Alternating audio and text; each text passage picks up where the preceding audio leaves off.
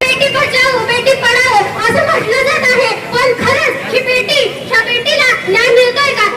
तो न्याय मागण्यासाठी आम्ही आज इथे उभे आहोत. तर आम्हाला हा न्याय मिळावा आणि हा न्याय मिळाल्याशिवाय आम्ही अजिबात मागे हटणार नाही. लोकशाहीमध्ये बोलते की सरकारशाहीमध्ये बोलते की हुकुमशाहीमध्ये बोलते हेच कळत नाहीये की चार माणसाला रोडला असतील गर्दी झाली तर माणूस जाऊन बघतो की नाही काय चाललंय काय नाही. अरे संसदेच्या 4 पावलावरती तुमचं भविष्य उभं होतं, निम्मी अर्धी पिढी उभी आहे, सगळं युद्ध तिथं तुम्ही तिथं जात नाही. त्यांच्या शिक्षणाची ते जे मागता येत नाही त्याला दाद देत नाही, काय म्हणावं याला? पुढे येण्यासाठी 1ली, 2री, 10वी, 12वी 5 वर्ष LLB जज पडायचं असेल तर ज्युडिशरीचं एक्झाम, हे सगळं पूर्ण करून मला एक जजची खुर्ची मिळणार आहे.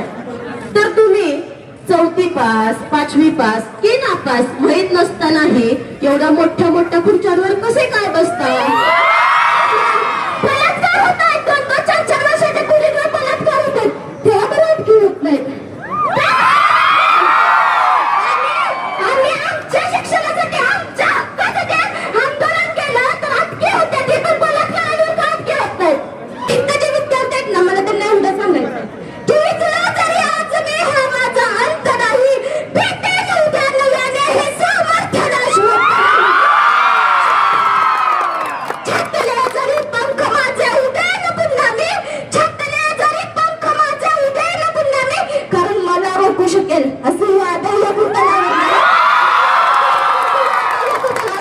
आणि आमच्या शंभूराजाची शिकवण आहे, स्वाभिमानाला ठेच लागला की प्रत्येकाचा बाजार उठवायचा. आज या वाळवा तालुक्यातील क्रांतिकारकांच्या भूमीमध्ये ज्या पद्धतीने दिल्ली येथे अभिजित निपके या एका मराठी युवकानं नीटच्या पेपर फुटीच्या विरोधात राजीनाम्याच्या मागणीसाठी त्या ठिकाणी दिल्लीचं तख्त हलवून सोडलं, त्याच पद्धतीनं आज या वाळवा तालुक्यामध्ये या क्रांतिकारकांच्या भूमीमध्ये आज युवकांचा त्या ठिकाणी मोर्चा दिल्लीच्या अनुषंगानं पार पडला. आज या मोर्चामध्ये आपल्याला पाहायला मिळालं असेल की युवकांच्या मध्ये किती उत्साह होता.